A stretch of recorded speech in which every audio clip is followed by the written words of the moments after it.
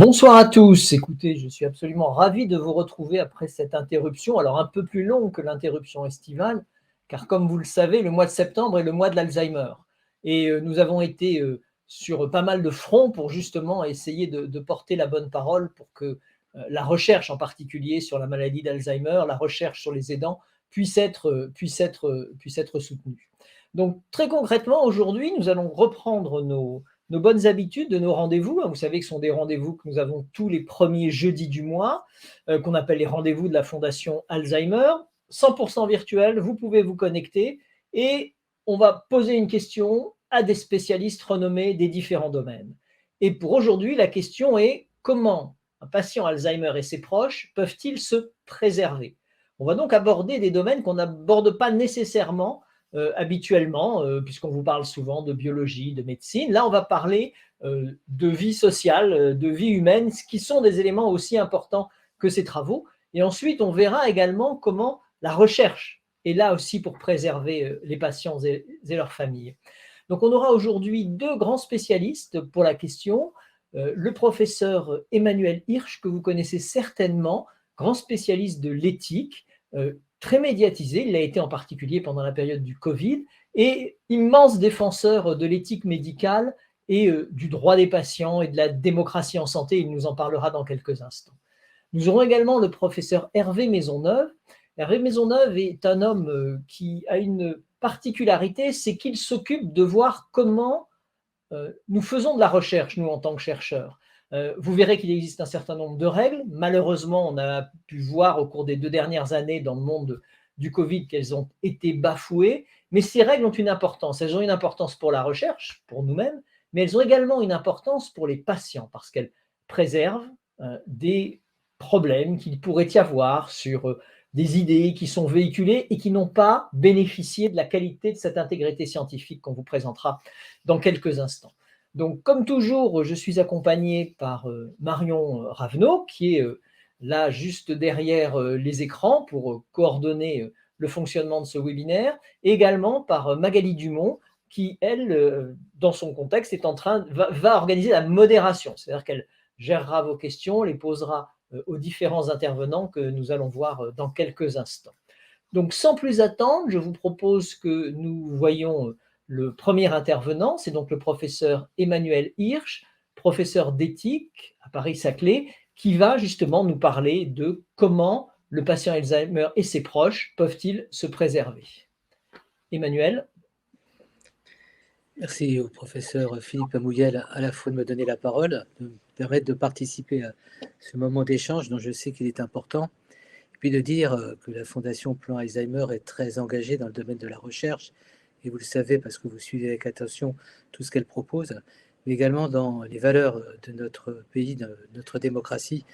Il y a un instant, le professeur Amouyel évoquait la démocratie en santé, c'est la reconnaissance des droits, des préférences, des choix de personnes confrontées à une maladie, quelquefois évolutive, et qui, pour certaines d'entre elles, vont se retrouver quelquefois amputées d'un certain nombre de droits, en tous les cas, avoir le sentiment que à la maladie s'ajoute un certain nombre de menaces, de discriminations. C'est ce dont je vais parler en évoquant préserver l'essentiel face à la maladie, avant que le professeur Hervé Maisonneuve, dans un deuxième temps, aborde les questions qui, pour beaucoup d'entre vous, sont importantes au niveau de l'accès au traitement, mais surtout aux recherches auxquelles vous participez. C'est tout à fait important, même d'un point de vue éthique. Je vais donc, dans ma présentation, vous permettre de voir, pour autant que le déroulement est possible, on va peut-être m'indiquer comment on fait passer les diapos. Voilà. Merci aux bonnes fées qui sont à distance et qui me permettent de faire passer ces diapos. Donc mon plan est un plan assez rapide puisque il y a une contrainte de temps, quelques repères généraux. La question importante que beaucoup d'entre vous se posent et qui est réellement une question nécessaire lorsqu'on a des décisions à prendre, la question de l'autonomie de la personne, et quand elle n'est plus en capacité d'autonomie, comment la personne malade atteinte d'une maladie neurocognitive est en capacité d'exprimer un choix à travers l'assentiment. La question aussi de la vulnérabilité et des protections, c'est quelque chose qui est souvent évoqué. C'est vrai que dans la maladie, on évolue avec des vulnérabilités qui se cumulent, les dépendances, les pertes d'autonomie, c'est des questions qui, d'un point de vue éthique, sont des questions importantes et on abordera également la conclusion dans un instant. Peut-être qu'on va me faire passer les diapos ou m'expliquer comment on les fait passer, excusez-moi. Ah voilà. Premier point, dans les quelques repères, vous savez qu'il y a eu différents plans Alzheimer et maladies apparentées. Et il y a une très belle définition de l'éthique qui avait été à l'époque prononcée par le président Nicolas Sarkozy. L'accompagnement éthique, c'est affirmer la permanence de la personne humaine en toutes circonstances, même les plus dégradées. Et vous voyez que pour les proches qui écoutent aujourd'hui ce webinaire, et pour chacun d'entre nous auprès des personnes malades et de leurs proches, accompagner est une dimension importante, la non-désertion, le non-abandon, comment être présent auprès de l'autre, y compris dans le parcours qui le vulnérabilise et qui quelquefois le sépare de nos évidences. Deuxième point, et c'est intéressant, on est vraiment pour situer un certain nombre d'enjeux liminaires avant d'aborder quelques sujets que j'ai évoqués dans mon plan. Respecter la personne et sa dignité, vous voyez, un texte tout à fait important, mieux savoir ce qu'est la personne humaine, c'est mieux voir ce qui est à respecter de son identité physique à sa liberté de sujet. Mais qu'est-ce que respecter? Alors, vous pourrez demander à la Fondation d'avoir le diaporama pour y réfléchir, approfondir ces différents points que je ne fais que traverser rapidement. Vous voyez, quand l'identité physique de la personne, sa liberté de sujet, est d'une certaine manière remise en cause, altérée par l'évolution de la maladie, comment la respecter? Où se situe son identité? Comment être en relation avec elle, alors que quelquefois, elle perd ses repères, parfois sa mémoire. Voilà des questions importantes qui, d'un point de vue éthique, doivent être abordées. Comment défendre la personne, même lorsqu'elle n'est plus en capacité d'être explicite dans sa volonté, dans son libre choix. Un autre point dans mes repères un peu liminaires est dignité humaine et droits de l'homme. La dignité humaine, les droits de l'homme et les libertés fondamentales doivent être pleinement respectés. Notre approche de la personne dans le parcours de la maladie, notre approche de la personne doit toujours renvoyer aux valeurs de la démocratie, aux valeurs notamment des droits de l'homme. Comment faire que ces droits, ces repères qui sont pour chacun d'entre nous essentiels, soient proclamés, mais également mis en œuvre dans tous les choix au quotidien. Je reviendrai sur ces points dans un instant. Également, ça vous paraîtra peut-être des évidences, mais ce n'est pas si simple que ça à mettre en œuvre au quotidien. Égalité, justice et équité. L'égalité fondamentale de tous les êtres humains en dignité et en droit doit être respectée de manière à ce qu'ils soient traités de façon juste et équitable. Et c'est vrai que dans le parcours souvent éprouvant de la maladie, une maladie encore une fois qui touche à la capacité de penser, à la capacité de juger, à la capacité de décider, comment respecter la personne, comment compenser ses incapabilités à un moment donné, ses insuffisances, comment la respecter dans ses droits, au même titre que tout citoyen. Voilà des questions essentielles. Quand on pose la question comment le patient Alzheimer et ses proches peuvent-ils être, est-il se préserver?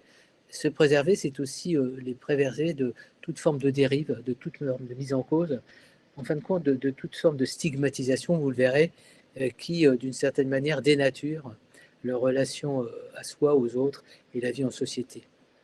Vous voyez, j'évoquais la non-discrimination et on va bientôt en terminer dans un instant sur les points de repère, les points liminaires. Aucun individu ou groupe ne devrait être soumis en violation de la dignité humaine, des droits de l'homme et des libertés fondamentales à une discrimination, à une stigmatisation pour quelque motif que ce soit. Et vous voyez, trop souvent, dans des maladies qui nous fragilisent, qui fragilisent au quotidien, qui quelquefois fragilisent au niveau relationnel, au niveau sociétal, au niveau économique, vous voyez à quel point la personne malade, ses proches, son environnement sont quelquefois confrontés à des situations où, d'une certaine manière, d'insuffisance dans les réponses, ou même de discrimination, où elles ont le sentiment de perdre en valeur et en droit. Ce sont des questions importantes qu'on aborde dans les questions d'éthique.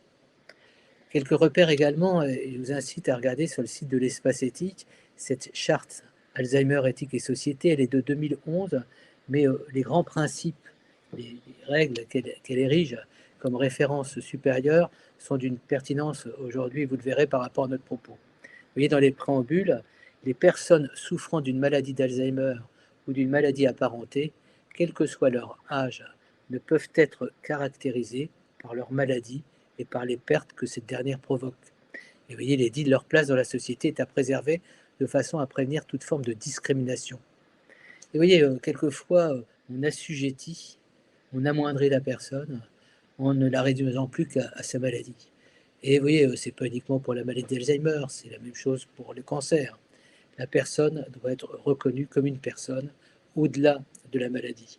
Et parce qu'elle a une vulnérabilité particulière, notre société, chacun d'entre nous, et vous voyez dans le milieu médical, doivent tout faire pour compenser, soutenir et permettre à la personne d'être préservée dans son intégrité, dans ses valeurs et ses droits. Et vous voyez, ces personnes doivent bénéficier des mêmes droits que tout citoyen dans l'accès à des soins compétents et de qualité, à la compensation de leur handicap, au respect de leur dignité, à l'écoute de leur attente. Et tout à l'heure, Philippe Amouyel, le professeur Amouyel, évoquait la fondation du plan Alzheimer. Nous partageons dans cette fondation les valeurs qui sont les valeurs de la démocratie, les valeurs du respect, les valeurs de la liberté. Je pense que c'est une dimension à laquelle vous devez être attentif. Il y a la recherche, qui est quelque chose aussi important en termes de valeurs. Trouver les réponses les plus adaptées d'un point de vue médico-scientifique, c'est une priorité, mais permettre à la personne et à ses proches de vivre les réalités de la maladie avec un environnement bienveillant, bienfaisant et ayant le sentiment d'exister, d'importer, voilà aussi un enjeu tout à fait important. Dans cette même charte, tous ceux, vous voyez, proches, professionnels ou bénévoles, s'engagent à respecter le choix de la personne. Vous voyez, quelque chose d'important d'un point de vue éthique, quand on parle de préserver, c'est aussi quelquefois anticiper le moment où la personne ne sera peut-être plus en capacité de tout dire de ce qu'elle souhaite, de ce qu'elle préfère. Donc l'anticipation est importante, j'y reviendrai sur ce point. On ne doit pas tout déterminer par les risques d'une perte d'autonomie, mais dans la stratégie du combat, dans la stratégie de préserver l'essentiel, il est important d'avoir cette lucidité. Vous voyez, toute personne atteinte d'une maladie d'Alzheimer ou d'une maladie apparentée doit pouvoir bénéficier d'espaces de liberté. S'impose à tous l'exigence de rechercher ses souhaits et d'en faciliter l'expression, de rechercher et privilégier son autonomie d'action et de décision tout en tenant compte de ses capacités à réévaluer régulièrement. Et je suis convaincu que parmi celles et ceux qui suivent ce webinaire, il y a par exemple des proches qui sont en difficulté au quotidien parce que bien qu'ils souhaitent tout faire pour servir au mieux l'être cher, ils voient à quel point la maladie, quelquefois, les entrave dans la relation, dans la capacité de comprendre ce que l'être cher souhaite réellement. Voilà des éléments qui sont des éléments à approfondir. Et vous voyez, des préoccupations au sein de la Fondation Plan Alzheimer, on a comment être réaliste, lucide et permettre à chacun d'être à sa juste position, à sa juste place pour être en soutien le mieux possible, le plus efficacement possible au service de la personne qui rentre dans la maladie ou qui est déjà atteinte de la maladie d'une manière plus flagrante. Dans la charte, et j'en ai bientôt terminé de cette évocation de cette charte, tous ceux proches professionnels qui prennent soin de la personne s'engagent à respecter les liens affectifs de la personne malade. Et vous voyez, quand on parle de préserver l'essentiel, on a parlé des droits de la personne, des valeurs de la personne, mais sa vie relationnelle, sa vie affective, voilà des enjeux aussi fondamentaux. C'est reconnaître la personne dans la globalité de ce qu'elle est, de ce qu'elle a toujours été, de son histoire, et aussi de sa capacité de vivre un présent et un futur qui doivent être les meilleurs possibles. Toute personne atteinte d'une maladie ou d'une maladie apparentée conserve la liberté de communiquer, de participer à la vie en société. Ça paraît comme des évidences, mais vous voyez à quel point l'image de la maladie d'Alzheimer, qui touche aux fonctions cognitives, est souvent associée à la relégation. Je parlais de stigmatisation, c'est aussi renvoyé à l'enfermement, à l'isolement, alors qu'il faut apporter de l'ouverture, il faut apporter du lien social, il faut apporter du possible. Également dans cette charte, tous ceux proches s'engagent à respecter les liens affectifs. Ça, je l'ai mis, excusez-moi, c'est un doublon. Et je terminais de cette partie quelques repères par la citation d'un philosophe que beaucoup d'entre vous connaissent et qui dirige l'espace éthique de la région Île-de-France, dans un très beau livre qui est publié au PUF. Fabrice Dill dit: la première condition du respect de la dignité des personnes malades, c'est peut-être paradoxalement une véritable reconnaissance collective de l'aide et des soins qui leur sont prodigués par les professionnels et les familles. Aujourd'hui, c'est important. On est le 6 octobre, c'est la journée nationale des aidants, des proches, et je voulais leur rendre aussi cet hommage. Mais l'alliance entre les proches, les professionnels, l'alliance entre les proches, les professionnels et la personne confrontée à titre personnel à la maladie, voilà quelque chose qui relève d'une dimension du respect. Je passe à la deuxième partie, autonomie, assentiment. Et vous voyez que vous parlez beaucoup d'autonomie. Vous savez que la loi du 4 mars 2002, droit des malades, la loi Kouchner, est une loi sur l'autonomie, la capacité d'être codécideur, d'être partenaire dans les choix, dans les décisions, y compris médicales. Vous voyez, ce texte est assez intéressant, la Charte des droits fondamentaux de l'Union européenne, un texte donc politique. Toute personne a droit à son intégrité physique et mentale. Dans le cadre de la médecine, de la biologie, doivent notamment être respectées. J'imagine que tout à l'heure, le professeur Hervé Modonov en parlera, le consentement libre et éclairé de la personne concernée selon les modalités définies par la loi. J'ai mis ce texte en numéro 1 parce qu'on est dans le cadre de la fondation du plan Alzheimer, qui est un profond soutien à la recherche. Mais vous voyez que dans l'autonomie, il y a la faculté de consentir, d'accepter, de choisir, de décider pour soi. Mais quand ce n'est plus possible parce que la maladie a altéré les fonctions cognitives, vous verrez qu'il y a des réponses qui peuvent être envisagées. Autonomie et responsabilité, vous voyez que les textes que l'on peut convoquer, comme la Déclaration universelle sur la bioéthique et les droits de l'homme, sont très réalistes. Vous voyez, l'autonomie des personnes pour ce qui est de prendre des décisions tout en assumant la responsabilité, en respectant l'autonomie d'autrui, doit être respectée. Ça, c'est le premier acte. Mais pour les personnes incapables d'exercer leur autonomie, des mesures particulières doivent être prises pour protéger leurs droits et intérêts. Vous voyez que se fixer comme objectif de respecter l'autonomie de la personne, c'est une chose, mais comprendre que certaines personnes évoluent dans leur autonomie, leur perte d'autonomie, ne sont plus en capacité parfois de décider pour elles ce qui est le préférable, impose de réfléchir sur comment les protéger et de trouver le bon équilibre en respectant la personne pour ce qu'elle a été jusqu'à présent, ses préférences, ses goûts, ses libres choix, tout en la protégeant. Voilà un équilibre qui est un équilibre délicat, notamment pour le proche, mais également pour les professionnels, lorsqu'il y a, par exemple, vie en institution. Respecter la personne, c'est un point fondamental. On parle d'autonomie, je vous ai parlé des droits de la personne, au-delà de la question un peu philosophique de la dignité, ce à quoi on est attentif chacun, qu'on soit malade ou qu'on ne soit pas encore, c'est d'être respectueux. Comment être respectueux de la personne? Et vous voyez, cette définition est intéressante. Le respect de la personne regroupe au moins deux convictions éthiques. Premièrement, les personnes doivent être traitées comme des agents autonomes. Deuxièmement, les personnes avec une autonomie diminuée ont droit à une protection. Le principe du respect de la personne se divise donc en deux exigences morales distinctes. L'exigence de reconnaître l'autonomie et l'exigence de protéger ceux qui ont une autonomie diminuée. Pourquoi ce texte est important? Parce que souvent on dit on est trop protecteur, on couvre trop la personne. C'est faux. Ce qu'il faut, c'est arriver à trouver, en concertation avec la personne tant qu'elle le peut, le bon équilibre, la bonne formule en quelque sorte qui va s'adapter à l'évolution. On parle de préserver la personne et ses poches par rapport à la maladie. Il y a une évolution, une adaptation. Mais dans cette adaptation, la protection, le souci de l'autre, le souci et l'attitude de sollicitude à l'égard d'autrui n'est en rien péjoratif. Vous pouvez protéger l'autre tout en le reconnaissant dans ce qu'il est et en le respectant pour revenir si vous me posez des questions à ce sujet.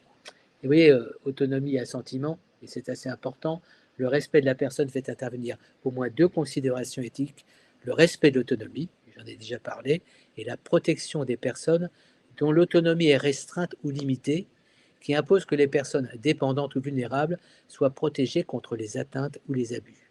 Et vous voyez à quel point se pose une question cruciale, à la fois pour la personne qui rentre et qui évolue dans la maladie et pour celles et ceux qui sont à ses côtés. Comment exercer des responsabilités? Quelles responsabilités exercer? Comment on hiérarchise ce qui est le plus important pour la personne et pour notre relation avec la personne? Voilà des questions qui doivent être abordées le plus en amont possible dans le cadre d'une concertation de façon à maintenir une relation de confiance. La confiance, c'est l'échange, c'est pas uniquement de prendre des engagements qu'on ne tiendra pas, c'est d'être loyal et d'être fidèle aux engagements qu'on a pris. Je crois que c'est quelque chose de très important qui pourrait être approfondi lorsqu'on aborde l'évolution dans une maladie comme une maladie neurocognitive.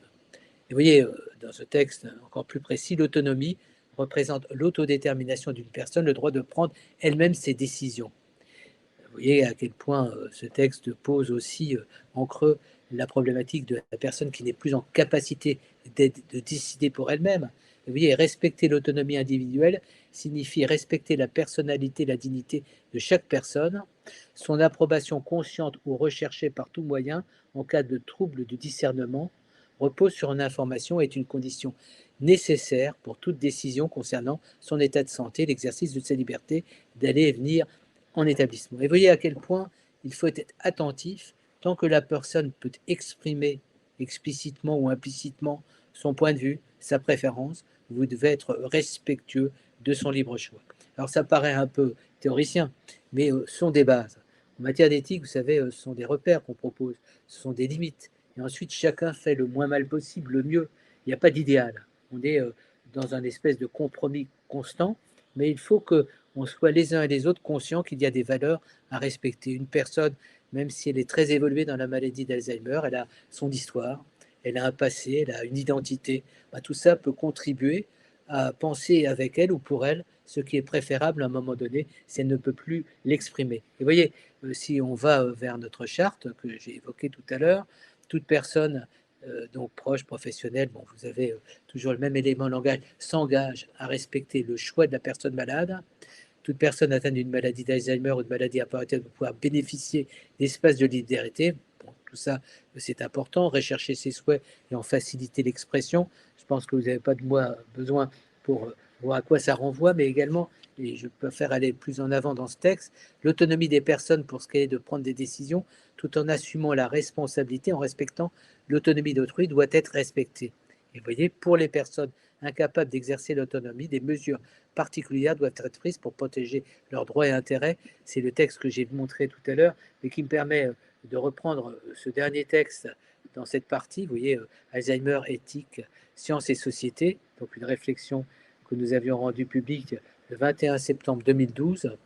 Comment donner tout son sens à la volonté de la personne malade en situation? Et on posait quelques questions pratiques que vous retrouverez dans ce document, de conscience seulement partielle des troubles, déni, anosognosie, de conflits graves avec l'entourage, la famille, les professionnels ou les idents.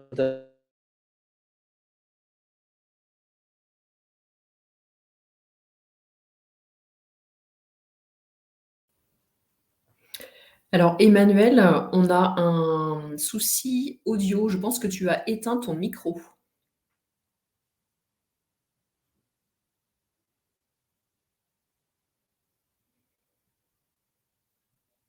Là, on ne t'entend pas.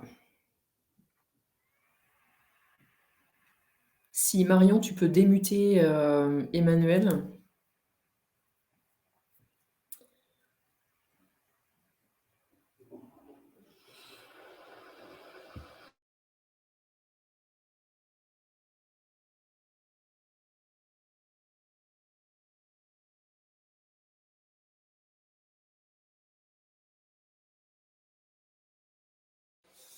Alors Emmanuel, il faudrait que tu cliques sur la partie micro qui est en bas au milieu de ton écran. Parce que là, visuellement, il semble qu'il est muté.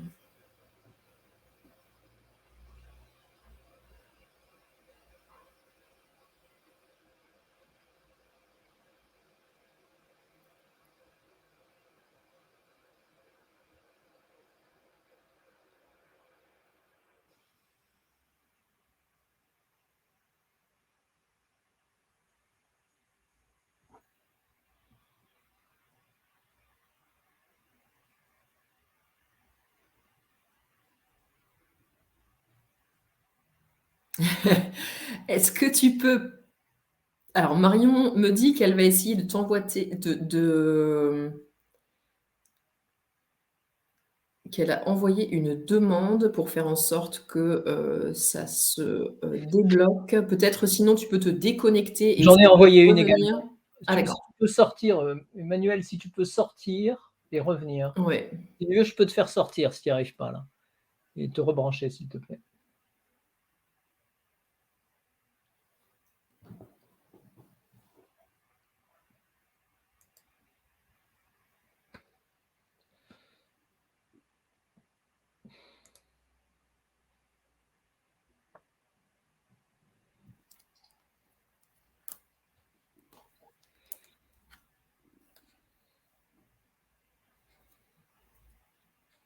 Alors pour les personnes qui nous suivent et qui ont des difficultés à intégrer leurs questions dans l'onglet questions, vous pouvez aussi le faire dans l'onglet chat. Je transmettrai les questions quoi qu'il arrive.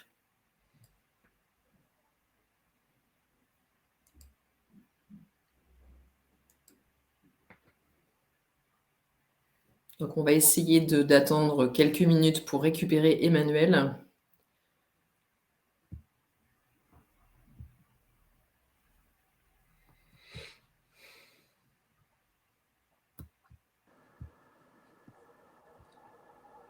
Emmanuel, tu es revenu? Voilà. Le son est bon. Vous voyez que l'éthique est moins importante que la technologie. Mais, ça ne relative pas mon propos. Il me reste encore 5 minutes d'antenne, si j'ai bien compris. Non, en fait, je suis intervenue juste par rapport au son. Tu as encore 10 bonnes minutes. Ou 5 bonnes minutes. Voilà, je reprends l'antenne en m'excusant auprès de nos interlocutrices et interlocuteurs.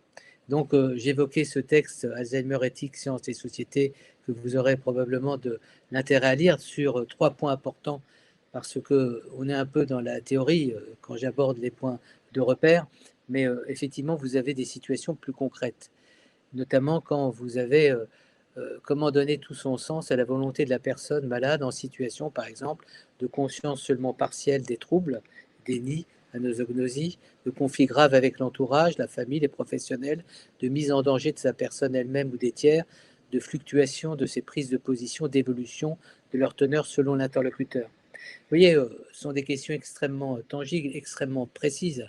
Là, on est dans le concret avec ce qu'on appelle un dilemme, et dans chaque situation, il y a des dilemmes qui sont des dilemmes quelquefois insolubles. Il va falloir préférer ou privilégier ce qu'on appelle le préférable. Alors, je ne vais pas rentrer dans ces détails. Peut-être que dans une ou deux questions, on pourra en détailler l'un ou l'autre de ces points. Mais je trouve que c'est des questions importantes quand on parle de se préserver. Je pense que anticiper aussi ces questions de dilemme, pouvoir en parler sans toujours tout dramatiser et sans faire que l'instant présent soit conditionné par un futur qui est fait d'incertitude et de crainte. Voilà quand même quelque chose d'important au niveau de la lucidité et de la loyauté qu'on a vis-à-vis de la personne. Vous voyez, en raison de ces obstacles et au nom du respect de la personne, il semble devenir nécessaire de dépasser la référence exclusive à la notion de consentement et de reconnaître l'importance éthique et la pertinence juridique de l'assentiment aux aides et aux soins. Quand on est dans une phase d'évolution de la maladie où la personne ne peut plus d'une manière explicite et rationnelle préciser ce qu'elle préfère, il y a une autre approche qu'on appelle l'assentiment. Il consiste à donner tout son sens et une importance nécessaire à la vie de la personne dans l'incapacité d'émettre un consentement pleinement libre et éclairé, mais toujours apte à participer à la prise de décision en la renforçant par une évaluation collégiale. C'est moins important de détailler ce point, mais encore une fois, resituer la personne dans son histoire, dans ses goûts, dans ce à quoi elle était attachée, est un élément, à mon avis, tout à fait important, de façon à toujours prendre en compte ce qu'elle est dans une décision, y compris lorsqu'elle n'est plus dans la capacité de faire valoir à juste titre la position dans l'instant présent. Tenir compte de la spécificité des personnes atteintes de troubles cognitifs devrait inciter à repenser le concept de consentement éclairé. On ne saurait renoncer à recueillir l'avis de la personne et à solliciter sa participation aux décisions qui la concernent par la recherche de signes d'assentiment. J'imagine que tout à l'heure, le professeur Hervé Maisonneuve abordera cette question par rapport à l'accès à la recherche, au traitement également. Il convient également de développer des outils d'évaluation des capacités décisionnelles, tenant compte de l'exigence d'associer au mieux la personne aux décisions qui la concernent. Et c'est vrai que très souvent, parce qu'on est pris par le temps, parce que la situation devient complexe, on se substitue à tort trop rapidement à la personne, qui a quelquefois le sentiment d'une forme de négligence, d'une forme aussi de maltraitance, alors qu'elle pourrait être partie prenante, même d'une manière modérée, de certaines décisions qui la concernent et qui concernent aussi la vie avec son environnement, sa vie relationnelle. Et vous voyez, je termine de cette partie autonomie et assentiment sur ce point important, la présomption de compétence ainsi que la capacité de prendre une décision spécifique, même si d'autres ne sont plus possibles, doit être reconnue à la personne. Et trop souvent, on l'a vu, c'est le préjugé d'incompétence qui, d'une certaine manière, fera qu'à un moment donné, on renoncera à solliciter la personne, y compris avec le sentiment de ne pas savoir au juste que faire pour bien faire, puisqu'on ne sait plus au juste comment elle se situerait par rapport à une décision qui la concerne. Vous voyez à quel point la situation est difficile, à quel point toutes les anticipations sont nécessaires, mais également l'ouverture sur des approches collégiales, comment des professionnels autour de vous, des militants associatifs, peuvent participer, sans rentrer dans votre intimité, à l'arbitrage de décisions quand elles vous semblent trop compliquées à prendre, de façon à ce que vous ne soyez pas, quand vous êtes proche, avec le sentiment que toutes les responsabilités s'exercent sur vous, notamment lorsque vous êtes dans des situations de dilemme. Je vais arriver à mon dernier point, vulnérabilité-protection. Vous voyez, toute personne dans l'impossibilité de pourvoir seule à ses intérêts en raison d'une altération médicalement constatée, soit de ses facultés mentales, soit de ses facultés corporelles, de nature à empêcher l'expression de sa volonté, peut bénéficier d'une mesure de protection juridique prévue au présent chapitre. Je ne vais pas vous parler de l'aspect juridique, mais de l'aspect éthique, et c'est un élément important à prendre en considération dans notre sujet. Quand on parle de préserver, il y a aussi préserver d'un point de vue juridique, d'un point de vue notarial, il y a tout un ensemble d'éléments. Ce n'est pas notre sujet. Moi, je prends le sujet d'un point de vue plus éthique. Vous voyez, respect de la vulnérabilité humaine et intégrité personnelle. Dans l'application et l'avancement des connaissances scientifiques, de la pratique médicale et des technologies associées, la vulnérabilité humaine devrait être prise en compte. Les individus et les groupes particulièrement vulnérables devraient être protégés et l'intégrité personnelle des individus concernés devrait être respectée. J'ai mis ces diapositives en ouverture à ce qui va suivre lorsque le professeur Hervé Deneuve va intervenir tout à l'heure. Mais voilà quelques points tout à fait importants. On parle de vulnérabilité. Les vulnérabilités sont partagées et quelquefois cumulées. Vous avez la vulnérabilité de la personne malade, vous avez la vulnérabilité de ses proches, quelquefois des professionnels qui interviennent auprès d'eux ou d'elles, que ce soit au domicile ou dans des établissements. Et vous avez aussi la vulnérabilité du médecin qui est quelquefois dépourvu des traitements qu'il souhaiterait mettre en œuvre. Voilà, les vulnérabilités sont multiples, mais cette définition est intéressante. Les vulnérables sont ceux pour qui le principe d'autonomie, de dignité ou d'intégrité sont à même d'être menacés. Vous voyez pourquoi j'ai souhaité, dans ma première partie, vous parler de la dignité et de l'intégrité. Ce sont ces éléments qui sont en cause quand la personne perd en autonomie, devient vulnérable. Et tout individu capable de dignité est protégé par ces principes. Autre point important, par vulnérabilité, et c'est un texte intéressant, on entend l'incapacité marquée à protéger ses intérêts propres en raison d'obstacles comme l'inaptitude à donner un consentement. J'ai évoqué la question du consentement et de l'assentiment avec des alternatives, en tous les proches qui peuvent aussi se présenter, l'inexistence d'autres moyens d'obtenir des soins médicaux ou autres prestations nécessaires onéreuses ou la subordination ou la soumission au sein d'une structure hiérarchisée. Vous voyez, dans mes trois approches, j'ai essayé de placer comme essentiel un certain nombre de fondamentaux et de voir de quelle manière ils s'articulent lorsqu'on est confronté à une situation où ils perdent en quelque sorte de leur capacité, j'allais dire, d'être présents à la réalité, notamment lorsqu'on est confronté à la vulnérabilité, à la perte d'autonomie. Je vais arriver sur ma partie conclusive avec deux diapos. Une diapo, et je ne fais pas de politique, de toute façon vous savez très bien que Nicolas Sarkozy pour l'instant ne se présente pas à nos suffrages, donc ça me permet d'évoquer le plan Alzheimer 2007, lorsque un très beau texte avait été rédigé et qui disait des choses importantes. Nous devons accélérer l'histoire pour découvrir un traitement et un diagnostic. Ça, c'est un enjeu tout à fait important. Lorsqu'on se parle de se préserver, c'est aussi avoir la force d'espérer, d'avoir un projet ou d'avoir le sentiment de participer à une démarche, à une recherche, comme vous le faites en soutenant la Fondation Plan Alzheimer. En mettant la personne malade au cœur de notre action, les progrès scientifiques que le plan Alzheimer va susciter ne doivent jamais nous faire perdre de vue que ce qu'il y a de plus important, c'est la personne qui souffre. Pas parler de la souffrance d'une personne qui a du mal même à l'exprimer, mais toutes ces souffrances sont aussi des éléments à prendre en compte de notre approche de ce que sont les droits de la personne atteinte d'une maladie qui l'entrave dans ses capacités de s'exprimer. Pas un patient qui subit et attend, pas un objet de recherche ou de science qui ignore toute la finalité de la recherche, mais un être humain à part entière, une personne. À tous les stades de l'évolution de sa maladie, même au dernier stade, c'est la personne que l'on accompagne dans toute sa dignité et dans toutes ses dimensions. Et je dirais que réciproquement, pour que la personne soit accompagnée, il faut que celles et ceux qui l'accompagnent soient eux-mêmes accompagnés. Je pense aux proches, mais quelquefois aussi aux professionnels, d'où l'importance de la Fondation aussi, qui apporte un soutien aussi bien à la recherche, mais également aux personnes de leur quotidien. C'est un élément à prendre en compte. Et ma dernière diapo, c'est tous ceux proches professionnels ou bénévoles qui prennent soin d'une personne atteinte d'une maladie d'Alzheimer ou d'une maladie apparentée s'engagent à contribuer largement à la diffusion d'une approche éthique. Tous s'engagent à mieux faire reconnaître l'humanité, la dignité et les droits des personnes atteintes d'une maladie d'Alzheimer ou d'une maladie apparentée. Si vous n'aviez à retenir que 2 points de mon intervention, c'est d'une part, comprenez qu'il y a des concepts, qu'il y a des valeurs. Quand on parle d'éthique, on parle droit de la personne. Quand on parle d'éthique dans une démocratie, on parle de nos devoirs supérieurs à l'égard des personnes les plus vulnérables. On a plus d'obligations à leur égard parce que précisément elles attendent beaucoup de notre part pour demeurer dans leur valeur d'humanité et se préserver là où la maladie quelquefois les entrave.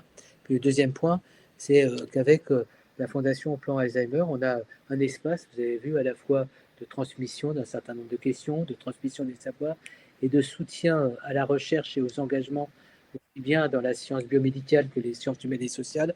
Tout ça, à mon avis, contribue à mettre au plan des priorités nationales le souci à l'égard des personnes atteintes de ces maladies et de leurs proches. Merci de votre attention.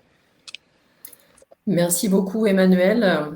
Tu nous as permis de totalement bien comprendre le cadre éthique et les enjeux qui sont ceux des patients et de leurs familles. Ce qu'on peut, la première réaction que j'ai, c'est particulièrement dense, particulièrement complexe, et en particulier parce que c'est une maladie qui évolue, et donc on peut avoir des besoins qui, du coup, changent au fil du temps. Et comme tu le dis, l'anticipation semble être la meilleure des solutions. On a, Emmanuel, pour toi, 2 questions. Alors, une première qui a été posée très tôt pendant ta présentation, et je pense que tu y as répondu en partie, mais c'est une question qui, à mon avis, est dans la tête de beaucoup d'aidants. C'est Anne qui nous dit qu'elle comprend tout à fait l'idée de rechercher les souhaits du patient, mais elle s'interroge sur la certitude par rapport à la décision consentie. Et donc, elle nous dit, peut-on parler de rechercher le consentement de la personne, en particulier pour les décisions liées à la vie quotidienne ou médicale, et comment est-ce qu'on est sûr, finalement, d'obtenir le consentement d'une personne atteinte de cette maladie? Anne, elle pose une très belle question. En fin de compte, ce n'est pas uniquement le consentement d'un point de vue formel qui est important, c'est te mettre en situation de ne rien faire sans la personne, c'est-à-dire de l'intégrer et de l'associer. Ça peut être expressif, ça peut être inductif. Quand vous êtes à vivre avec une personne, vous savez un petit peu quelles sont ses réactions, vous la connaissez. Donc, on n'est pas dans signer un papier de consentement. On est d'essayer de comprendre en ajustant au jour le jour ce qu'est son attente profonde, ce que sont ses préférences. Donc ça, c'est le premier point. On n'est pas dans quelque chose qui se valide comme un document. On est dans une relation complexe et qui est incertaine, puisque de certaine manière, elle va évoluer au jour le jour, avec des impondérables, avec tout ce que vivent à la fois les personnes malades, mais aussi leurs proches. Vous-même, Anne, si vous êtes proche d'une personne atteinte de maladie d'Alzheimer, par exemple, vous évoluez à la fois dans les attentes pour l'être cher, dans certaines décisions par rapport à la médecine, par rapport au traitement, par rapport à la recherche. Donc on est dans quelque chose de mouvant, et c'est parce qu'on est dans quelque chose de mouvant qu'il faut des repères. Et un premier repère, c'est ce que j'ai essayé de faire valoir, c'est de toujours considérer la personne pour ce qu'elle est, pas pour ce qu'elle a été, pour ce qu'elle est dans son identité. Alors, on évoquait, Magali l'a redit, la question de l'anticipation, mais vivre l'instant présent. L'instant présent qui est dans la continuité de ce qu'on a vécu avec la personne jusqu'au jour où malheureusement il y a eu la rencontre avec la maladie et son évolution. Il faut avoir cette espèce d'engagement, on vit l'instant présent. C'est vrai que l'évolution de la maladie fait craindre que les choses ne s'améliorent pas, au contraire, qu'un certain nombre d'altérations vont rendre plus confuse la capacité d'expression. Mais je pense que l'important, l'élément, c'est d'être au rendez-vous de ce qui doit se vivre. Et également de donner le sentiment à la personne que le jour où malheureusement elle ne sera plus dans la capacité de prendre des décisions pour elle, ce que l'on fera sera toujours avec une visée de son bien, c'est-à-dire de son confort d'existence, qu'on sera toujours à respecter ses préférences. Je parlais, quand j'ai évoqué la charte de l'espace éthique, des préférences d'un point de vue affectif. Vous avez des préférences philosophiques, vous avez des préférences spirituelles, religieuses. Avoir le sentiment que même si on n'est plus totalement en capacité de le faire valoir, on sera reconnu dans ce à quoi on était attaché jusqu'à présent, pour moi, c'est la garantie que la vie a encore une signification et que la relation est maintenue. Voilà, donc je réponds d'un mot à Anne, il ne faut pas viser l'idéal de la perfection. On est dans le relatif, comme dans la vie au quotidien, on est dans l'existence, et on fait le moins mal possible. Et je dirais que quand je discute avec des proches, je vais un peu sur le terrain parce que ça m'arrive quand même fréquemment, l'immédiat, la simplicité de l'instant présent, le bien-être de pouvoir vivre une émotion ensemble, de pouvoir se balader dans la campagne ou d'avoir le sentiment d'avoir vécu en famille quelque chose de beau, ben peut-être que c'est plus important que le consentement. C'est être présent. Voilà. Pour moi, le défi important en matière d'éthique, c'est de maintenir un sentiment de présence. Voilà. De la même manière que quand vous allez voir le médecin, il est présent à votre cause, il saura ajuster avec vous la solution la meilleure et j'allais dire la plus respectueuse. Voilà. Donc j'ai répondu à travers un certain nombre de détours à la question d'Anne. Il n'y a pas de savoir, et il n'y a pas de savoir en matière d'éthique. Ce qu'on dit en matière d'éthique, c'est qu'il y a des tensions, mais il faut aussi de l'apaisement, il faut du bien-être, de la joie, et c'est un peu ce à quoi on cherche à contribuer sans être dans l'idéal à travers la démarche de la fondation du plan Alzheimer. Vous apportez des savoirs et puis vous apportez la conviction que si vous cherchez des savoirs, des compétences, c'est pour faire le moins mal possible et servir au mieux la personne que vous aimez. Merci Emmanuel, je crois que c'était une réponse totalement bienveillante et surtout qui nous fait comprendre qu'il y a, comme tu le dis, le présent et l'idée de forcément être dans l'exactitude à certains moments, ça ne fonctionne pas ou ça ne peut plus fonctionner. Alors, on a une question très intéressante aussi, et je vais te demander une réponse brève pour pouvoir permettre à Hervé de développer ses idées. Alors, c'est une question qui n'est pas facile, qui est posée par Maï. Et en fait, donc cette personne elle a 47 ans, elle vient d'apprendre qu'elle est atteinte d'une maladie neurodégénérative et elle a découvert très récemment qu'elle ne pourrait plus conduire. Et elle voulait avoir ton avis sur cette interdiction qui a été formulée, parce que effectivement, c'est du coup un sujet qui change énormément le quotidien de ces patients à peine diagnostiqués et en phase, on va dire, précoce par rapport à l'évolution de la maladie.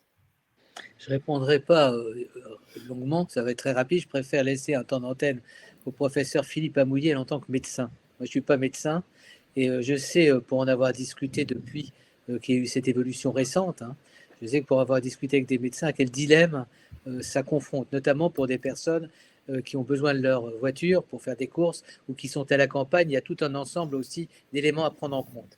La vraie question, c'est une question d'éthique générale. On a une responsabilité pour soi et pour les autres. J'évoquais la notion de prudence et de protection. On doit protéger, sauvegarder la personne qui est altérée quelquefois dans ses facultés de discernement, mais on doit aussi voir qu'elle a une responsabilité par rapport aux autres. Donc j'ai vu à quel point ça meurtrissait, France Alzheimer aussi s'est exprimé sur ce sujet, que cette décision. Je laisse la parole à Philippe Amouillet et ce sera ma conclusion. En fin de compte, ce qui est important en matière d'éthique, c'est une approche au cas, par situation. C'est-à-dire, c'est vrai que ce qui est discriminant, j'évoquais la non-discrimination, c'est d'être assujetti d'une manière globale à une image qui serait l'image péjorative et réductrice d'une personne incapable du jour au lendemain parce qu'atteinte de la maladie d'Alzheimer. Les choses sont beaucoup plus subtiles et chacun a un itinéraire de vie, chacun a des capacités, des capacités aussi de surmonter un certain nombre de déficits. Donc, mon sentiment personnel, c'est que ce qui est dangereux, c'est la notion de globalisation. Et ce qui est important, c'est la relation de confiance qu'on doit avoir en soi aux autres, et également avec son médecin, qui, dans le cadre du rapport singulier que vous avez avec lui, vous dira, me semble-t-il, ce qui est le mieux pour chacun d'entre vous. Comme c'est ma dernière phrase, dans cette intervention, je voulais remercier la Fondation du Plan Alzheimer de m'avoir sollicité pour cette brève intervention et dire à quel point je suis heureux d'être membre de son COMOP, de son comité, sa commission, son comité opérationnel. Sachez que notre motivation est profonde à la Fondation. C'est tout faire pour permettre à chacun d'être le moins mal avec la maladie et le plus en capacité pour lutter afin qu'on ait demain des traitements efficaces et que la recherche soit au rendez-vous de vos attentes.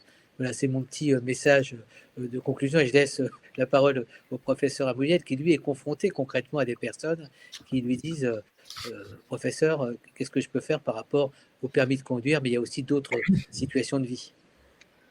Merci Emmanuel. C'est un décret très récent et tu as presque tout dit, hein. C'est-à-dire que ce décret a brutalement classé les gens sous une étiquette associée à une décision qui est interdiction de la conduite. Ce qui n'était pas le cas avant, puisqu'on avait des appréciations qui étaient portées par des médecins. La maladie d'Alzheimer, c'est une maladie qui est longue, qui évolue de manière différente chez les individus, chez chacun, qui peut être plus ou moins rapide, et ça, les médecins sont capables d'apprécier ce genre de choses. Donc, en effet, en fonction des capacités intellectuelles des gens, en fonction des réflexes, on a même des simulateurs de conduite pour savoir si des personnes sont capables de conduire. On a porté un diagnostic en disant, ben voilà, jusqu'à présent, la conduite peut être autorisée parce que cette conduite, c'est un espace de liberté, hein, surtout, comme je le vois là, comme nous dit Maïssé, c'est habiter à la campagne, c'est quelque chose qui est important pour avoir cette autonomie qu'il faut préserver au maximum le plus longtemps possible. Donc, France Alzheimer, la Fédération des centres mémoire ont publié des lettres pour justement demander à ce qu'il y ait une révision. Alors, ça va prendre du temps, il va falloir convaincre beaucoup de monde, mais le point est exactement ce qu'a dit Emmanuel, c'est quelque part, on ignore la personne. Or, c'est ce qu'on doit respecter le plus. On ne peut pas résumer une personne à un nom de maladie, ce n'est absolument pas possible. Et je voudrais juste retenir ça pour Emmanuel, parce que ça fait aussi partie de ça. Ce que dit Emmanuel, c'est il ne faut pas perturber l'instant présent par un futur d'angoisse, de crainte, une évolution quelconque. On verra plus tard. Il faut vivre cet instant présent. Et si à un moment, cet instant présent, c'est l'autonomie apportée par une voiture et que dans un certain contexte, ça n'apporte pas de risque supplémentaire, compte tenu de l'état du patient, maladie difficile à évaluer qui peut être évaluée par un médecin, à ce moment-là, il faut le laisser fonctionner comme ça. Mais en effet, ça non seulement a mis en émoi la communauté des patients, mais celle des médecins également.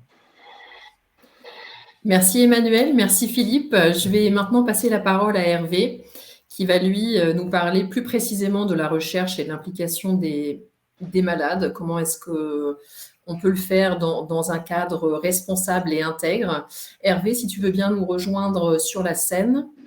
Vous m'entendez? Oui. Bonjour à tous et merci de me passer la parole. Et je vais présenter quelques concepts relativement en harmonie avec ce que vient de dire Emmanuel Hirsch. La recherche, ça nous concerne tous. Et ça ne concerne pas que les professionnels. La recherche, ça concerne bien sûr beaucoup d'aspects, et sur cette diapositive, je n'ai pas tout mis, que ce soit de la recherche très fondamentale sur les mécanismes des maladies, que ce soit tout ce concept de produit de santé, du médicament, à l'outil connecté, à tout ce qu'on confronte. Bien sûr, ce sont les pratiques de soins et toute intervention au sens très large. Donc, la recherche, c'est assez large, et il faut bien comprendre qu'il n'y a pas de progrès sans recherche. Donc, elle est absolument indispensable, et ce devoir de recherche, nous l'avons tous, professionnels de santé, comme patients, comme public. C'est une association de toutes les personnes dans l'évaluation de ce qu'on fait, et ce n'est pas la propriété des chercheurs qui ferait ce qu'ils ont envie de faire. Il faut qu'il y ait une collaboration, de l'altruisme derrière la recherche et donc un partenariat entre tout le monde. Et tout ceci doit se faire dans un respect de bonnes pratiques. Alors, de bonnes pratiques, on peut le mettre sous le vocable une conduite responsable de la recherche. Alors attention, parce qu'il y a des concepts qui ne sont pas faciles à manier, même pour les professionnels. Et souvent, on associe plus qu'on oppose déontologie, intégrité scientifique, éthique. La déontologie, ce sont des codes de déontologie. C'est ce qui guide dans l'activité professionnelle, que ce soit les relations entre confrères, les relations avec le public, avec des patients, qu'elles soient financières, harassement, beaucoup de choses. C'est un code professionnel. L'intégrité scientifique, alors attention, parce que ce n'est pas en opposition avec ce qui vient d'être dit par Emmanuel Hirsch concernant l'intégrité physique, l'intégrité mentale. Le mot est peut-être le même, mais là, je vais évoquer essentiellement dans le sens scientifique, intégrité de la recherche, qui sont des valeurs, des règles qui s'imposent aux chercheurs. Bien sûr, pas qu'aux chercheurs, puisque c'est un partenariat avec, dans la santé, du public et des patients. Et troisième chose, je suis très réducteur, mais Emmanuel vient d'en parler, l'éthique, vous l'avez vu, on est plus dans la réflexion. Alors j'ai mis ici sur les pratiques de recherche, mais c'est sur les pratiques de soins, hein, et du questionnement, et c'est tout ce que nous a dit Emmanuel Hirsch. Donc si vous voulez, ces trois concepts sont parfois un peu difficiles à distinguer, d'autant plus difficiles qu'ils se chevauchent un petit peu. Et derrière tout ça, il y a les valeurs, il y a les droits, et il y a, comme l'a dit Emmanuel, la reconnaissance de la personne. Et elle devrait, et elle est aussi dans la recherche. L'intégrité scientifique, qui n'est complément de cette intégrité physique de la personne ou mentale, pourquoi ? Pourquoi on est venu à parler d'intégrité scientifique, concept qui, il y a plus de 10 ans, était naissant, alors qu'aujourd'hui, tous les chercheurs sont concernés par tout ça. Alors d'abord, il existe, et c'est normal, une compétition entre les chercheurs. La compétition, on en a besoin souvent pour le progrès. La compétition, on en a besoin pour l'innovation. Mais la compétition peut amener des dérives. Donc à la fois, on en a besoin, et à la fois, il y a des risques. Donc une compétition entre chercheurs, ils veulent être le premier, ils veulent trouver d'abord. Oui, il y a du positif, mais il y a aussi quelques dérives. Dans le même temps, il y a des pressions sur les chercheurs. Pression des institutions, des universités, du public, puis tout le monde leur demande de réussir. Pression pour réussir, pression pour obtenir des ressources. Et tout ceci s'applique sur un chercheur qui est en général honnête. Et ne nous cachons pas, tous les chercheurs, non, presque tous, sont honnêtes. Mais dans cette compétition, dans cette pression, est-ce que des gens honnêtes, tout doucement, peuvent dériver un petit peu et jusqu'où ? Alors bien sûr, il existe des scandales. Vous en avez entendu des scandales, mais si vous voulez, ils sont rares. Et là, on a des données, ils sont vraiment rares. Mais le problème du scandale, c'est qu'il va être très médiatisé. Il y en aura dans les journaux, il y en aura de partout.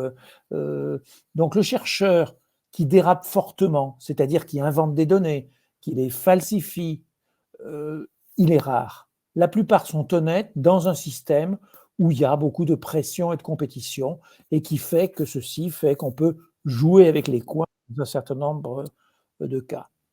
Et en dehors des scandales, on distingue des comportements de chercheurs qui s'appellent parfois les erreurs honnêtes et les pratiques douteuses. Les erreurs honnêtes, c'est le chercheur, souvent le jeune chercheur, qui est mis dans une pression ou autre chose et qui ne connaît pas bien certains principes de recherche, qui soient réglementaires, qui soient les bonnes pratiques cliniques, la réglementation des essais cliniques. Là, parce qu'il est jeune, il n'a pas encore été confronté, et puis on lui dit il faut que tu aies ta thèse ou que tu aies des résultats dans 3 mois, donc dépêche-toi. et il n'a pas le temps de faire comme il faut tout ce qu'il devrait faire, que ce soit de la recherche documentaire, de connaître mieux son sujet. Donc, il va commettre des erreurs sans s'en rendre compte.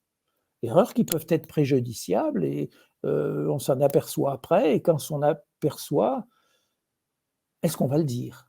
Il existe des chercheurs qui, 5 ans plus tard, s'aperçoivent que dans une publication, il y avait une ligne dans un tableau Excel qui a sauté. Ça arrive à tout le monde.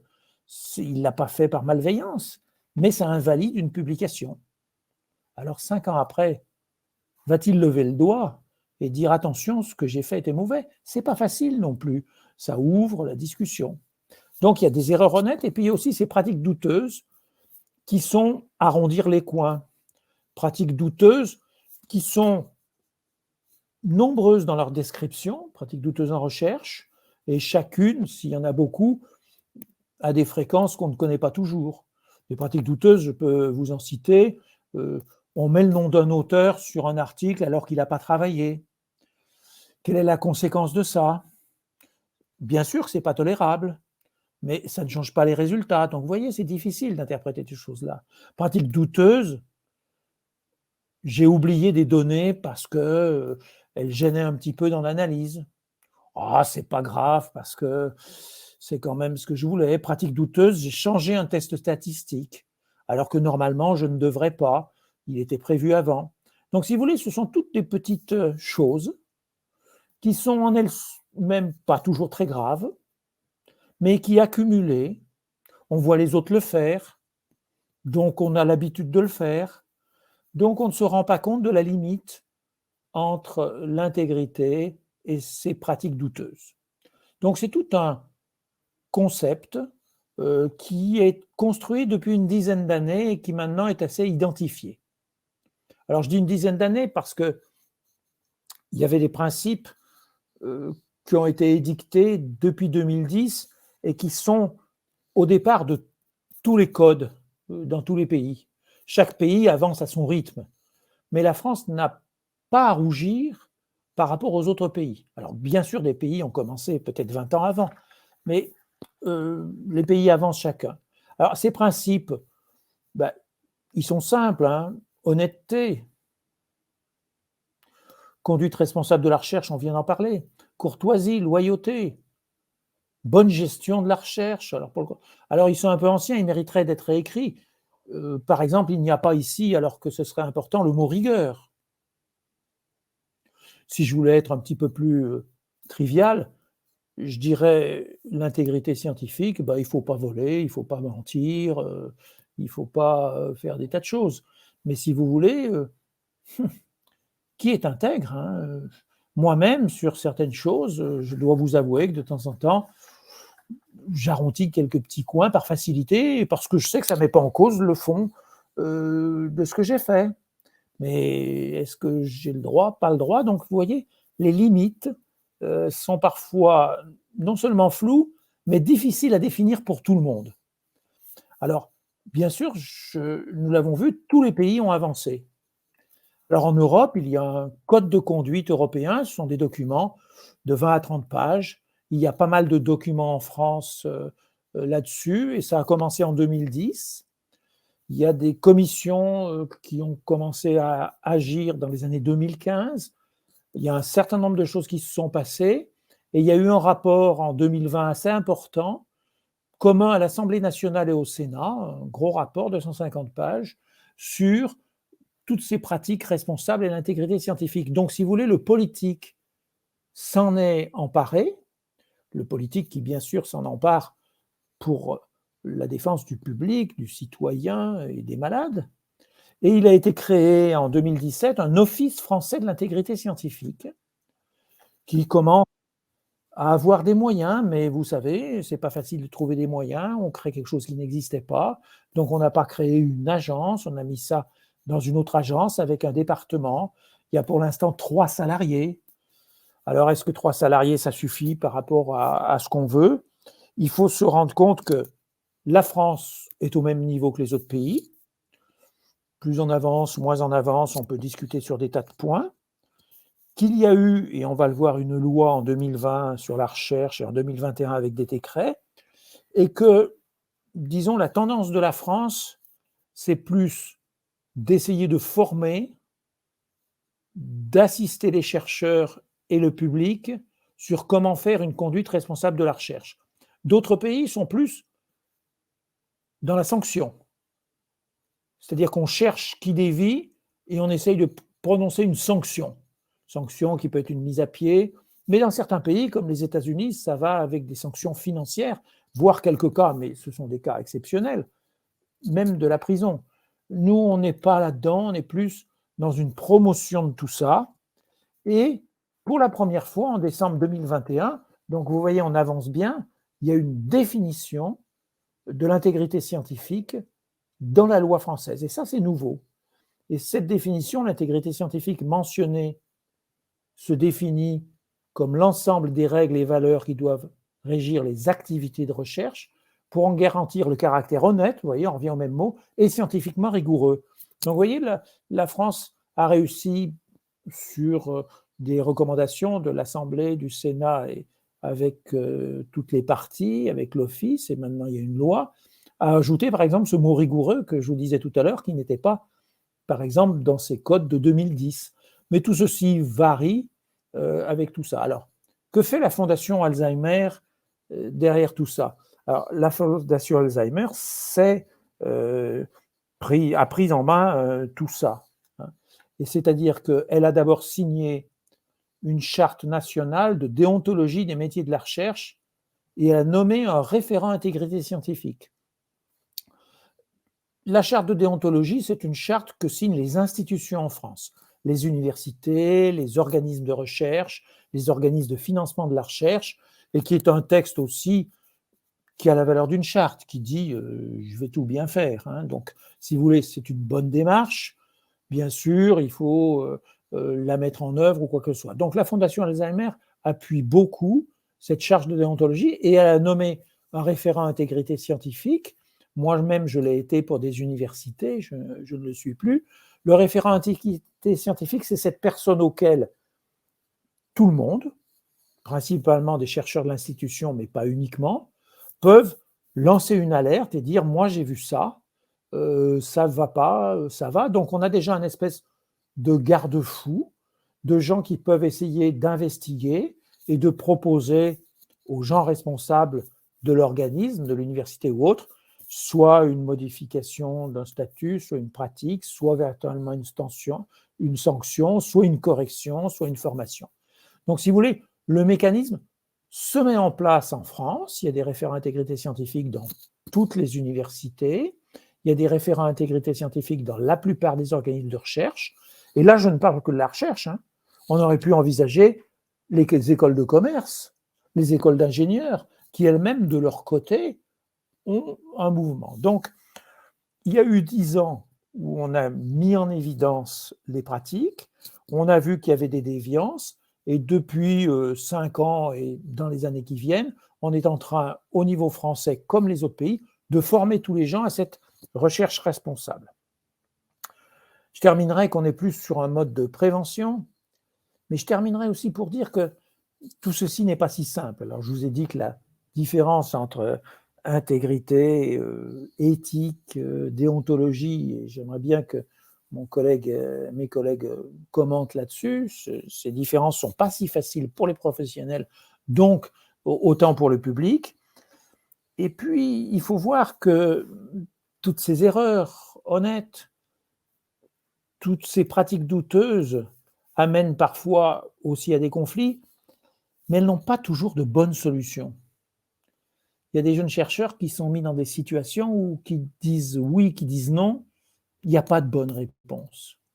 C'est pour ça que la communication est plus de dire il faut ouvrir la parole, il faut ouvrir les échanges, il faut collaborer entre chercheurs avec patients. La collaboration, la parole font bien sûr beaucoup plus avancer les échanges et, si possible, mais c'est difficile, partager des données entre équipes de recherche, entre chercheurs, qui est encore quelque chose de difficile.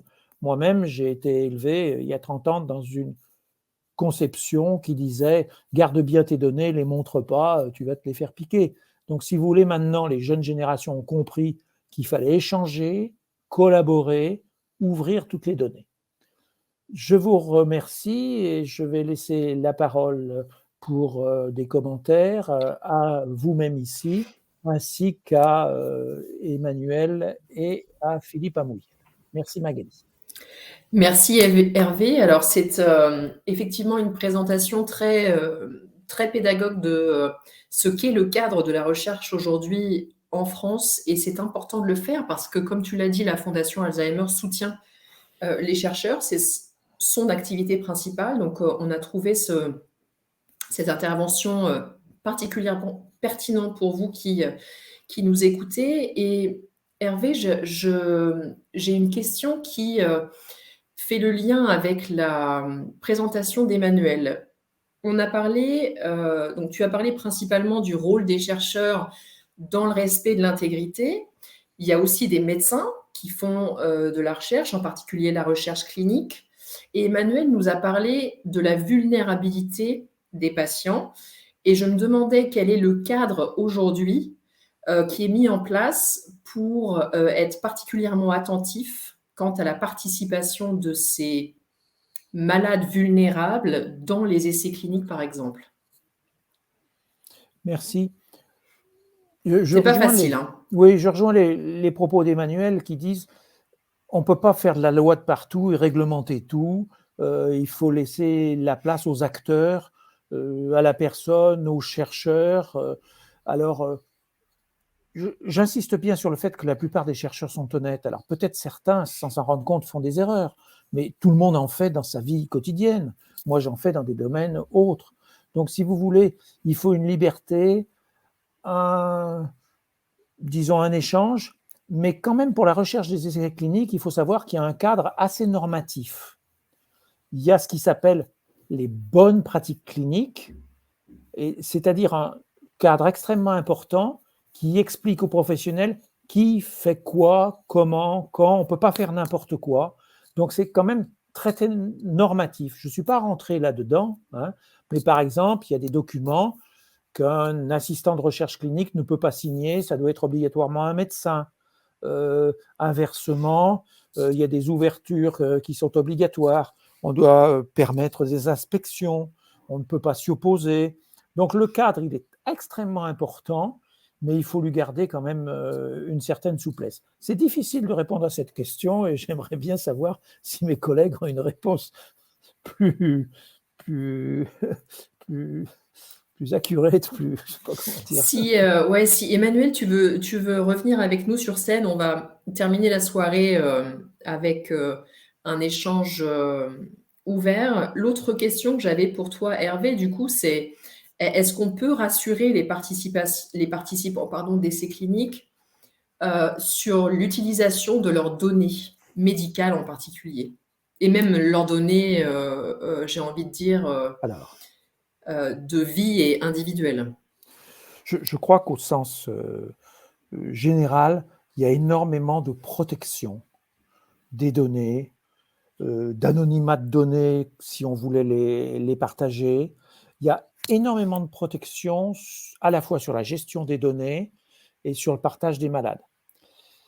Jusqu'où vont-elles? Comment les rassurer? Parce que vous avez souvent, et c'est normal, des associations de patients qui se plaignent de la recherche, d'un certain nombre de choses. Il y a des progrès à faire. Par exemple, qui me vient à l'esprit, et les associations de patients aident là-dedans, tous les résultats de recherche ne sont pas disponibles pour tout le monde. Il existe encore des recherches parfois financées dont les résultats ne sont pas disponibles. Alors, pas disponibles soit entre chercheurs, soit dans des publications. Les chercheurs ont souvent de bonnes explications. Ça a foiré, donc je ne le dis pas. C'est pas non pas disponible parce qu'on veut cacher, mais c'est parce qu'il y a des raisons. L'institution a réorienté des chercheurs. Il peut y avoir des tas de cas, ce qui fait que, et ce n'est pas admissible pour moi, mais pour la plupart d'entre nous, des personnes, des animaux, on peut être engagé dans des recherches, dont personne ne saura un jour quels sont les résultats. Donc moi j'insiste, les associations de patients et le public, à dire tous les résultats de recherche, qu'ils soient positifs, c'est-à-dire que la recherche confirme ce qu'on voulait, qu'ils soient négatifs, c'est-à-dire malheureusement ça a foiré, et ben le résultat qui a foiré, tout le monde devrait le connaître. Peut-être que je suis allé un petit peu loin là-dedans, Magali. Non, mais tu as raison, mais c'est important. C'est pour les animaux aussi. Hein. C'est vrai. Et du coup, me vient à l'esprit une autre question par rapport à ces associations de patients, patients qui participent à des essais. Est-ce qu'il y a des choses qu'ils sont en droit de demander lorsqu'ils participent à des essais pour être, entre guillemets, certains qu'ils seront intégrés de la meilleure des manières? Alors, je pense que la France a peut-être des leçons à recevoir d'autres pays, j'imagine l'Angleterre. Hein. Mais la France le fait quand même pas mal, et c'est pour ça que j'aimerais savoir ce que pense Emmanuel. Je crois qu'il faut associer les patients dans beaucoup d'étapes de la recherche. Premièrement, la conception d'une recherche et le choix des axes de recherche. Le chercheur, il va faire ce qui lui plaît. Il a une idée qui est géniale, il va vouloir trouver de l'argent pour faire ce qui lui plaît. Mais ce qui lui plaît, c'est peut-être pas obligatoirement le besoin et correspond aux attentes de la population au sens général. Je ne dis pas seul des malades. La population voudrait peut-être qu'on aille plutôt dans cet axe. Puis le chercheur, il trouve que cet axe, il n'est pas aussi marrant que d'autres. Voilà. Donc, dès la conception, il faudrait qu'il y ait des associations de patients. Je connais, moi, par mon passé, beaucoup les revues scientifiques. Il y a des revues scientifiques anglo-saxonnes qui, avant de publier, soumettent les manuscrits à des patients pour leur demander est-ce que cette publication et cette recherche a une utilité pour vous? Alors, bien sûr qu'ils vont le publier, mais ils vont le publier en disant oui, d'accord, c'est intéressant, mais il y a peut-être d'autres priorités. Donc, je ne rentrerai pas dans tous les détails, mais je crois que l'association des patients à tout niveau, et les chercheurs n'ont pas toujours très envie, hein, il faut s'en rendre compte, mais c'est quand même, rendons bien ça, le public qui finance la recherche, que ce soit par nos impôts, c'est-à-dire que c'est nos impôts qui vont financer la recherche, donc moi j'aimerais bien être citoyen, le décideur de à quoi je cherche mon argent, que ce soit par les médicaments que j'achète, parce que par cet achat de médicaments, que ce soit moi qui paye ou l'assurance maladie, c'est un financement de la recherche. Donc, je devrais être acteur à certains niveaux des décisions importantes dans la recherche. Je ne sais pas si Magali... Non, mais c'est très clair. Merci beaucoup Hervé, et je pense que c'est un point sur lequel la Fondation réfléchit depuis un certain temps maintenant, et sur lequel on va effectivement s'engager davantage en faisant dans nos différents appels à projets la promotion justement de la participation des malades, mais aussi de leurs familles, parce qu'on considère que c'est une plus-value et qu'il est important d'associer ces deux parties prenantes pour que la recherche soit la plus au service finalement des malades.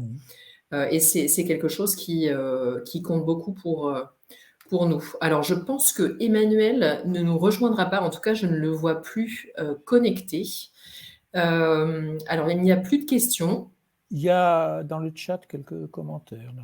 Oui, il y a des commentaires qui sont principalement liés aux remerciements par rapport aux interventions d'Emmanuel et toi, et puis des considérations effectivement sur le fait que c'est important de s'ouvrir à d'autres pratiques que d'autres pays pourraient avoir mis en place et qui sont je suis d'accord avec ce commentaire. La France est un pays fabuleux, mais aussi à recevoir des leçons ou pas d'autres. C'est vrai, sur certains points, on a besoin d'autres. Sur d'autres points, c'est nous qui pouvons aider les autres. Alors moi, j'avais peut-être un dernier commentaire. Alors, je n'ai pas la réponse. Pour le coup, c'est quand Emmanuel a fait sa présentation, il nous a parlé de questionnements qui ne sont pas faciles à engager entre les malades et leurs familles. Et je me demandais si vous saviez s'il existait aujourd'hui des structures ou en tout cas des professionnels qui peuvent aider les malades et leurs familles à entamer le dialogue sur l'anticipation, sur ce que devra être la prise de décision une fois que la maladie aura trop évolué. Est-ce que, en tout cas, on peut considérer qu'il existe des aides? À ma connaissance, non. Les aides viennent surtout, par exemple, des centres mémoire, où il est important d'expliquer la maladie, d'expliquer l'évolution de la maladie. Il y a une phase qui est importante, chez le patient et chez la famille, parfois, c'est le déni, c'est-à-dire qu'on ne reconnaît pas cette maladie, qu'on ne se voit pas malade. C'est un sentiment qui est tout à fait légitime parce que c'est une maladie qui est angoissante, qui peut poser des problèmes, donc on l'ignore en quelque sorte.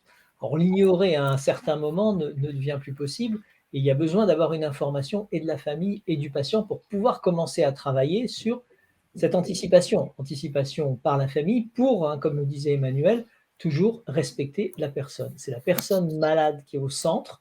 C'est pas, alors certes, c'est la famille aussi qui souffre, mais c'est quand même la personne malade dont il va falloir préserver au maximum l'autonomie et préserver surtout la capacité de décision, même si elle s'émousse avec l'évolution de la maladie. Et il faut qu'elle sache, cette personne, qu'on préserve justement cette décision, qu'on ne décide pas nécessairement pour elle, qu'on discute avec elle avant de mettre en place une décision qui pourrait la priver de liberté d'une certaine manière et finalement la plonger plus rapidement dans cette dépendance.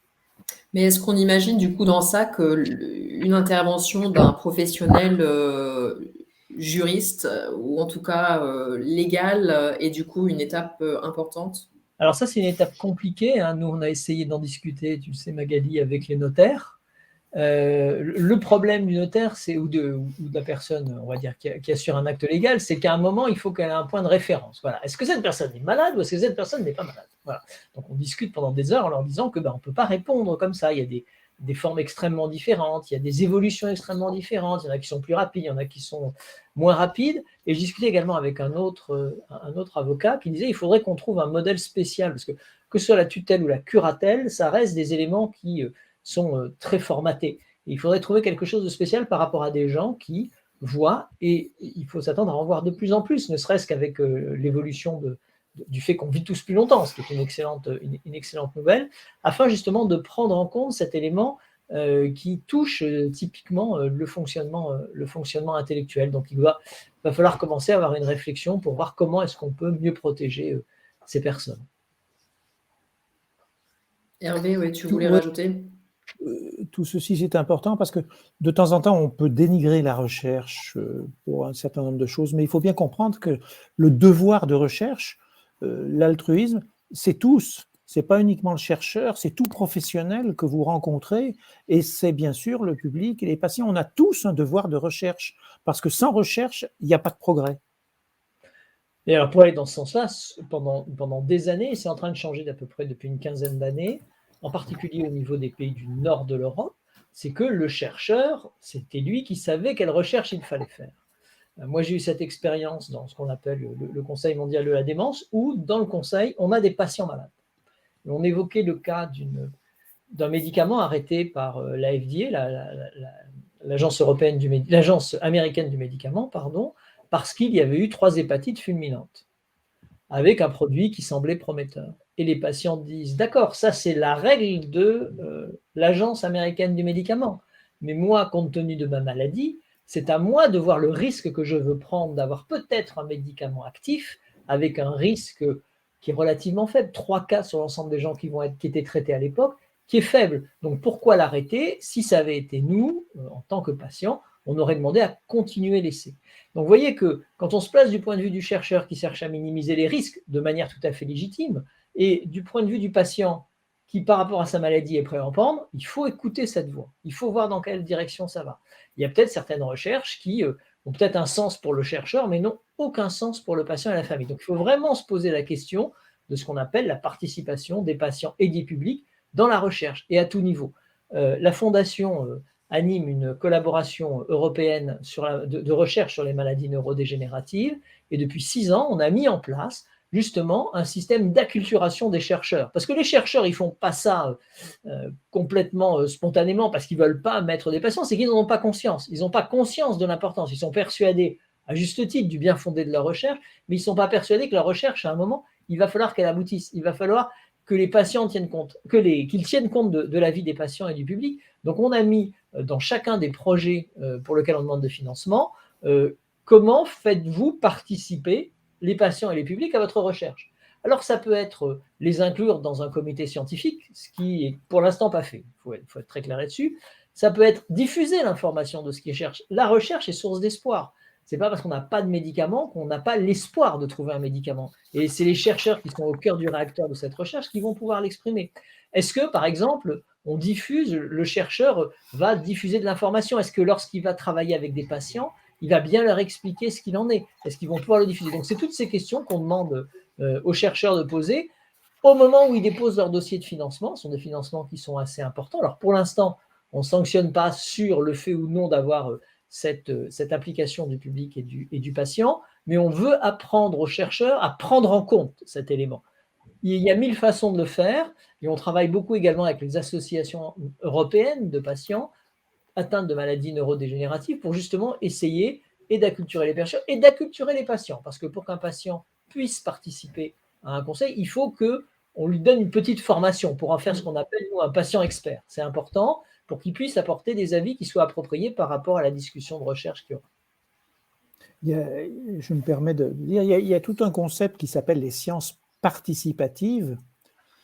Et la recherche participative. Oui, la recherche participative, qui commence à rentrer en médecine, mais la médecine, pour des tas de raisons, n'avance moins. Par exemple, je vais juste vous donner un exemple de sciences participatives. Vous allez au Muséum d'histoire naturelle, il y a des chercheurs qui voulaient savoir ce qui poussait sur les tarmacs, sur les aéroports, hein, comme plantes, comme champignons, quoi. Alors, soit ils partent à 10 sur un aéroport et ils culturent, et ben ils ont mis tout le personnel du haut en bas d'une compagnie aérienne et ils ont demandé à tout le personnel, pendant une période donnée, sur tous les aéroports, de récupérer des échantillons.